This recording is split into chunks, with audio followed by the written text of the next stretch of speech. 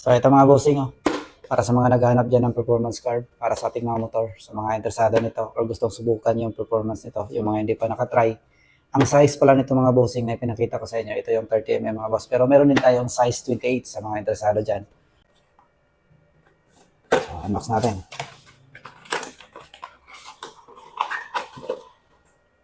Yan. Pitch bicarb. 30mm. Sa mga interesado dyan. Ito yung piston. Ito yung kanyang needle. Adjustable needle. Okay.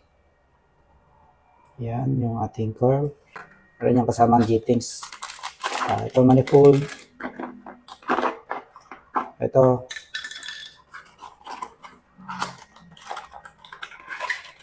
Ayan, G-Things mga boss. May kasama siyang G-Things. Minjet 125 at saka 130. So slow jet naman 38 at saka 40 at yung adjustable needle na kasama. So ayan mga bossing, yung ating PW key or flat slide pitch bike carb. Sa mga naghahanap dyan ng performance carb, ayan yung ating carb.